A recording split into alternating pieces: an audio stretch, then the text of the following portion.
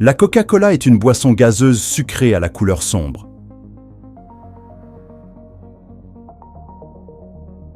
Elle a été créée en 1886 par un pharmacien qui la destinait à l'origine à être un tonique médicinal. Aujourd'hui, dans le monde entier, plus de 800 millions de doses de Coca-Cola sont consommées chaque jour, ce qui en fait la troisième boisson industrielle la plus consommée sur la planète, juste derrière le thé et le café. L'entreprise est présente dans plus de 200 pays et affirme que son produit atteint environ 99% de l'humanité. Mais vous êtes-vous déjà demandé ce qu'il fallait pour fabriquer cette boisson pétillante, tant aimée par les uns et décriée par les autres? Dans cette vidéo, nous allons découvrir l'incroyable parcours de production de la Coca-Cola depuis ses origines historiques et ses anecdotes jusqu'au mélange de ses ingrédients secrets et à son conditionnement. Je suis votre narrateur et vous êtes sûr pourquoi et comment. N'oubliez pas de laisser un j'aime, de vous abonner et d'activer les notifications. La Coca-Cola est le soda le plus célèbre et le plus vendu au monde. Pourtant, il fut un temps où la seule façon d'en boire était de se rendre dans une pharmacie. La formule secrète fut inventée par un pharmacien d'Atlanta nommé John Pemberton en 1886. Il développa un tonique à base d'extrait de noix de cola et de feuilles de coca, appelé Pemberton's French Wine Coca, qui évolua plus tard pour devenir la Coca-Cola. La boisson était vendue au verre. Le mélange des ingrédients, qui incluait aussi de la vanille, du sucre et du jus de citron, était préparé sur place par les employés de la pharmacie. Le nom Coca-Cola fut trouvé par le comptable de Pemberton, qui dessina également le logo de sa propre main. En proie à des difficultés financières et de santé, John Pemberton vendit sa participation dans la Coca-Cola à Asa Griggs Candler, un homme d'affaires d'Atlanta, peu avant de décéder en 1888, sans voir le succès de la boisson qu'il avait inventée. Dans les années qui suivirent, Candler développa agressivement la marque, standardisa la production et transforma la Coca-Cola en un phénomène mondial. Si Pemberton créa la formule originale, ce fut Asa Candler qui en fit une marque globale, en investissant massivement dans la publicité, ce qui était rare à l'époque. Il distribua aussi des coupons pour des dégustations gratuites, encourageant les gens à goûter la boisson, et créa des objets promotionnels arborant le logo, augmentant ainsi la notoriété de la marque. De plus, Candler établit un système de franchise pour l'embouteillage, permettant une production et une distribution à grande échelle sans coût exorbitant pour l'entreprise.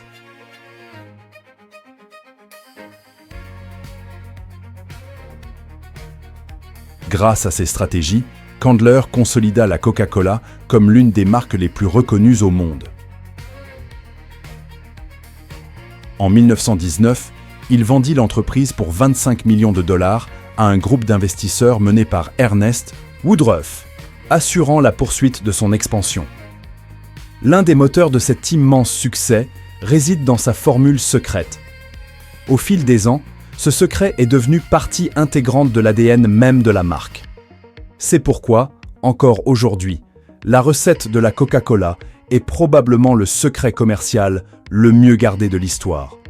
Ce secret était si crucial qu'en 1919, il fit partie des actifs vendus avec l'entreprise. Woodruff l'utilisa même comme garantie bancaire pour l'emprunt contracté afin de racheter The Coca-Cola Company.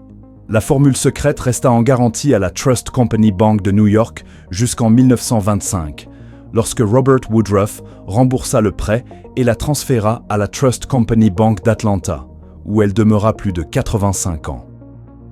En 2011, l'entreprise la déplaça vers un coffre-fort spécialement conçu dans le bâtiment du World of Coca-Cola, où le public peut désormais le voir, tout en restant à distance du secret le mieux protégé de l'industrie des sodas. Une légende prétend que seuls 2 employés anonymes de l'entreprise connaissent la formule et qu'ils n'ont pas le droit de voyager ensemble pour qu'aucun accident ne puisse compromettre l'accès aux précieux secrets dans les usines, avant qu'il ne soit à nouveau sécurisé dans son coffre.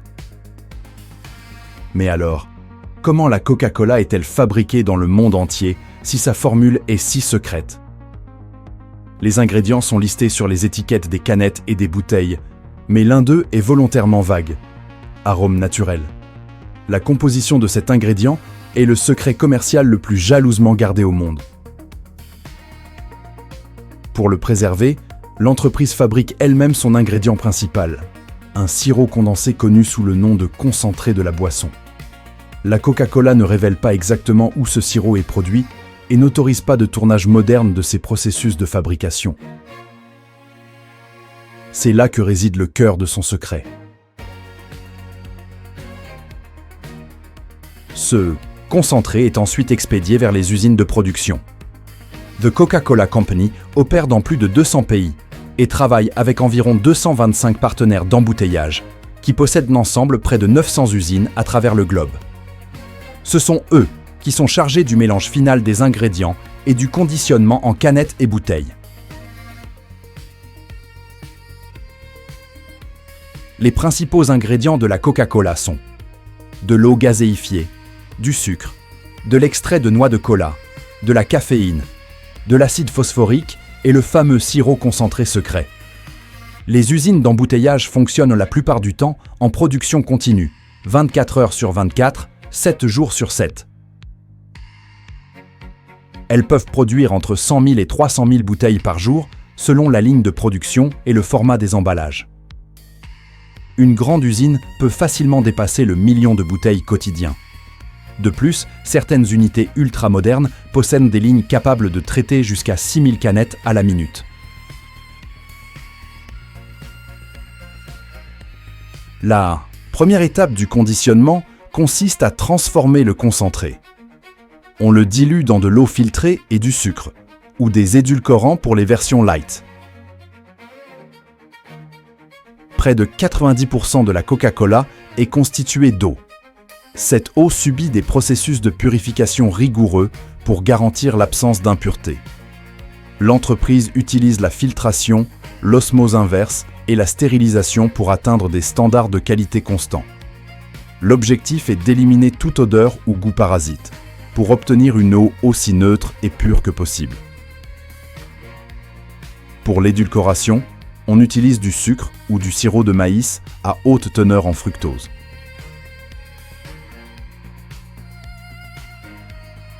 Le résultat est un sirop de base qui sera encore dilué et gazéifié pour atteindre la saveur finale. Ce sirop de base est ensuite mélangé avec davantage d'eau traitée et reçoit du dioxyde de carbone, qui lui donne son effet pétillant. Des capteurs de précision garantissent que la proportion exacte des ingrédients est respectée pour chaque lot, assurant un goût toujours identique. La boisson gazéifiée est ensuite dirigée vers des cuves pouvant contenir jusqu'à 20 000 litres avant d'être envoyée vers la zone de conditionnement. Avant le remplissage, les bouteilles ou canettes passent par un système automatisé de transport et de préparation. Les bouteilles en verre, si elles sont consignées, subissent un processus rigoureux de lavage et de désinfection. Les canettes en aluminium arrivent empilées et sont séparées pour entrer correctement dans la ligne de remplissage. Quant aux bouteilles en plastique PET, elles sont formées par soufflage directement sur le site de production et sont remplies immédiatement après.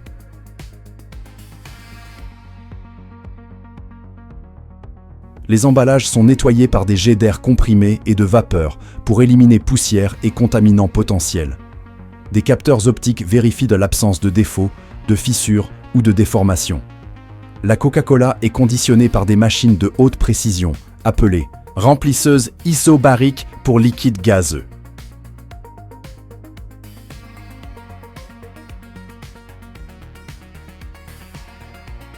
Avant que le liquide ne soit versé, la bouteille ou la canette reçoit une injection de gaz carbonique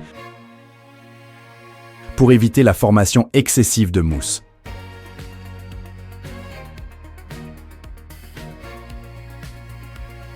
Le liquide est ensuite versé sous haute pression pour maintenir la carbonatation et éviter la perte de gaz. Des capteurs garantissent que chaque emballage reçoit la quantité exacte, généralement avec une précision de moins d'1 millilitre. La boisson est conditionnée à des températures comprises entre 1 et 4 degrés Celsius, car les liquides froids retiennent mieux le gaz. Si la boisson est trop chaude, elle perdrait rapidement ses bulles. Immédiatement après le remplissage, les emballages sont scellés pour éviter toute perte de gaz ou contamination.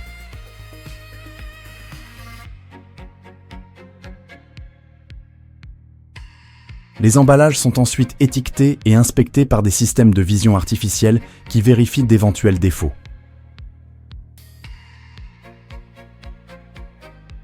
Le système Coca-Cola n'est pas propriétaire des usines d'embouteillage, mais opère sur un modèle de franchise où des entreprises licenciées gèrent la production et la distribution. Ce modèle a permis à la Coca-Cola de devenir l'une des marques les plus distribuées et reconnues au monde. Et c'est ainsi que sont produites et conditionnées plus de 40 milliards de litres de Coca-Cola chaque année, partout dans le monde.